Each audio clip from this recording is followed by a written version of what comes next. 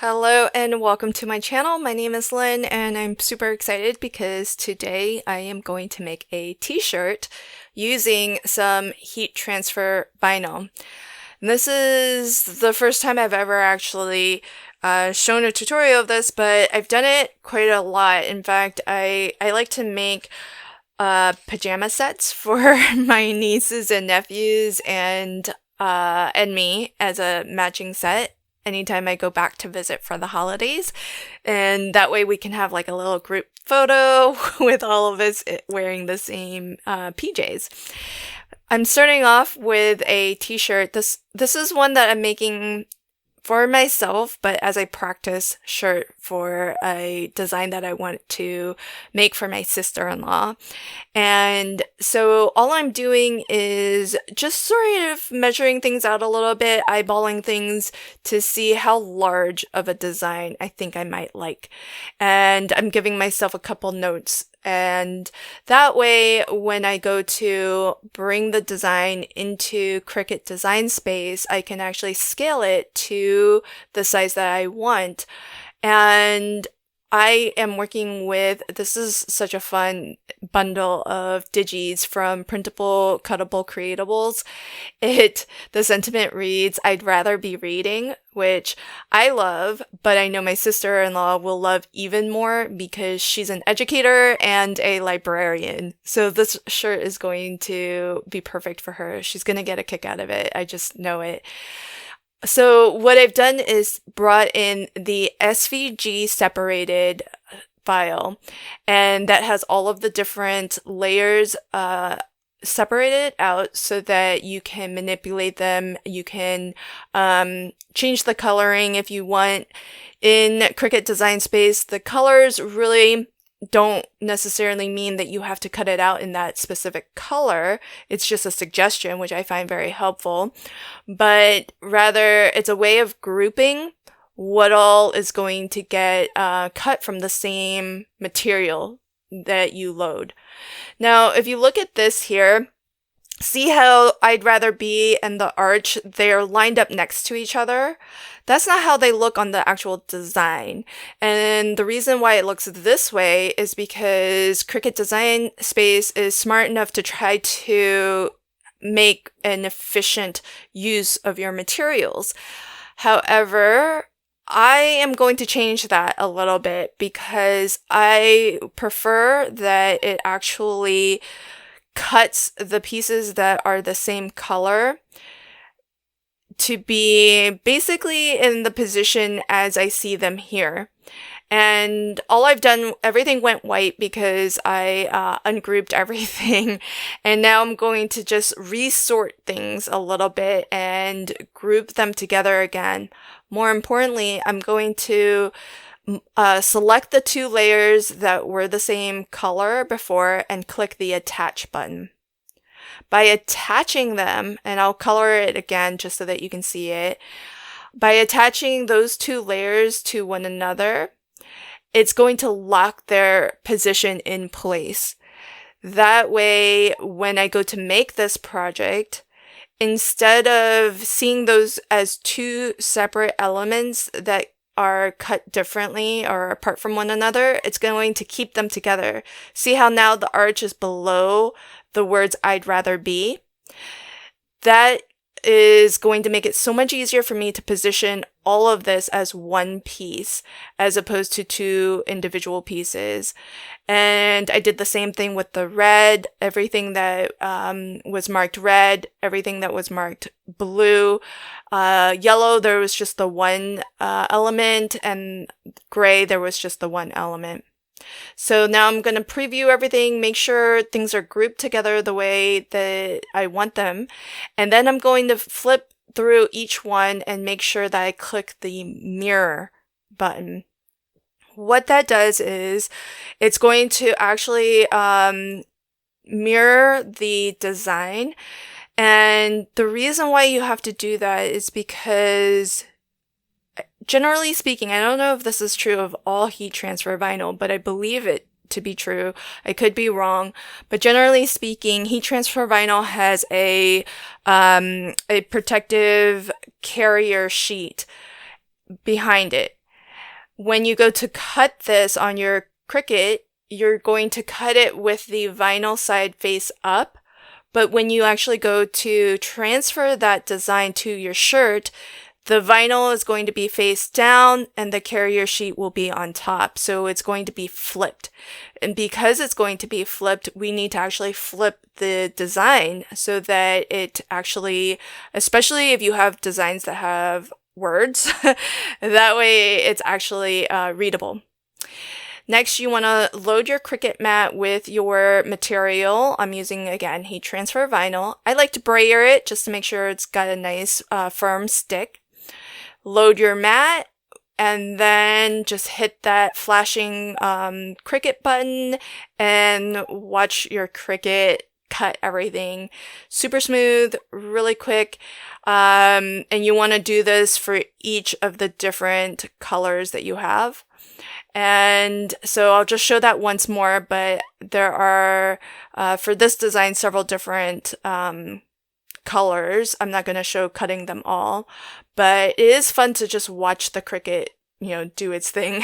So, you do want to make sure that you have your Cricut set to the correct material that you're using, because with a heat transfer vinyl, you want it to cut through the vinyl, but you don't want it to cut through that carrier sheet.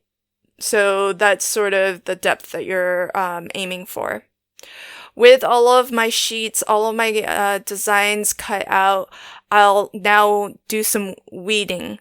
Weeding is the process of removing the vinyl that is not part of the design. So you can see here that, yeah, I wasted some vinyl because if these were placed side by side, it wouldn't have taken up so much space. But I would rather have that little bit of wasted vinyl as opposed to having to place those things individually. I just feel like it's going to be easier to place these when I go to actually transfer them. And it's the same with this one. There's a lot of wasted vinyl that I'm peeling off here, but I think it's going to yield a better end result. So I'd rather that trade-off of ease versus being conservative with my vinyl. And so you just want to go through each of your designs and peel away essentially the area surrounding your actual design. So whatever you want transferred to your shirt, that should stay. Anything that should not transfer to your shirt needs to be peeled off. And once I have all of my pieces cut down and all of the vinyl weeded, what I'll do is layer everything so that I have a bit of a dry fit, and also so that I can physically see how everything should be positioned. That way I have a bit of an idea of when I go to actually press all of these individual layers where everything should go. Now I've gone ahead and stacked this so that I know which layers go on top of which. I've already preheated my heat press. I do like to use this mat here. It's kind of a cushy mat that is Teflon coated. And what I like to do is give my shirt an initial preheat. I've already washed the shirt, so if it was going to shrink in the wash, it should have already done all of its shrinking. That way, when this goes through the wash later, it's not going to alter your design, or at least it shouldn't too much. By giving it a nice preheat, it irons it out so that everything is nice and smooth, and it warms the surface too. So I think that it also helps your shirt grab onto that vinyl. So I'll go ahead and adjust this and place it, position it where I think I'm just eyeballing that it's centered. And I forgot on this first one, but thankfully I did remember. You probably want to always use either, I have a Teflon sheet, but you can either use a Teflon sheet or a bit of parchment. And the reason you want to lay some parchment or something over top of your design is so that, especially later when we have exposed vinyl, just bare vinyl, it doesn't actually remelt onto your the top of your heat press. So I've got that locked down, and for this first layer of vinyl, I did go just about the full amount of time. And you want to check whichever vinyl brand that you are working with, the temperature that it recommends, and as well if it's a cool peel, because cool peel basically means that you should let the vinyl cool down a little bit before trying to peel off that protective carrier sheet.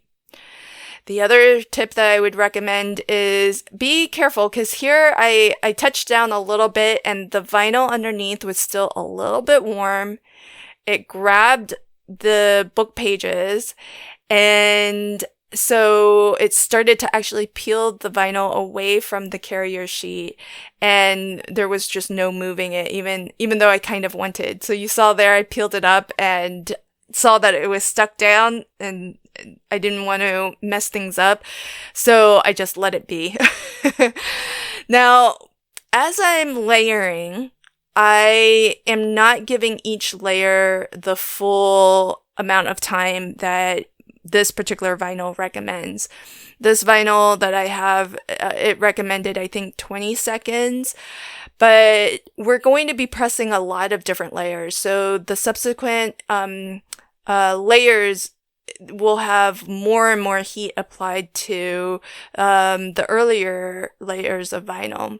So I just want to make sure that I'm not over melting anything, and that way each layer is just getting enough heat and just enough pressure so that I can peel away the carrier sheet.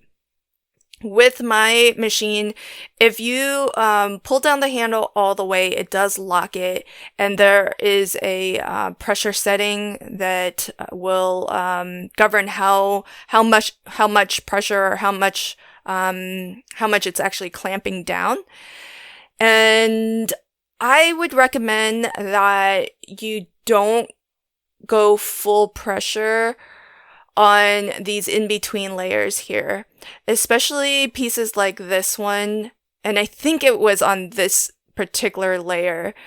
If you lock it down all the way, what I found happen was the edges of the carrier sheet actually left an indentation in the vinyl below it. And so to avoid that, I think it's better to hold the top plate down just firmly. Don't lock it all the way down in place, but especially since I'm using a cushion at the bottom, I can kind of feel, how firmly, once that cushion starts to be pressed down a little bit, I know it's pretty firm. It's just not the full pressure that my vinyl recommends. And so that's what I recommend if you don't want to end up with lines, like I did the one time that I accidentally, I just didn't think about it. It wasn't an accident. I did lock it down intentionally, not realizing what the consequences of that would be. And so you can see I've just kind of worked backwards from that stack where the white was initially at the very bottom. I've started from the bottom and layered or transferred that vinyl one by one, each of these different colors. And you can see now why it's so much easier to have all of the things that are the same color be on that same carrier sheet, because otherwise we would have to press those individually, or at least if not pressed individually, they would have to be positioned individually. And so I feel like this was a lot easier to get the positioning just right. The last step, so that was my last layer. And then what I'll do is remove the carrier sheet off of that last layer, and I'm going to give it one final press. And that way it really sets everything, and I give it, I think, the full 15 or 20 seconds that it recommends. So everything is just really solid and very, very securely transferred to the shirt. So here's a final look at my shirt. Not 100% perfect, so I'm glad I did a practice run for myself, and that way when I go to make this as a gift for my sister-in-law, hers will be perfect. Thanks for joining me today. I hope that you liked this video, and I'll leave links to everything that I used in the description box below. Thanks again, and until next time, happy crafting and have a fabulous day. Bye!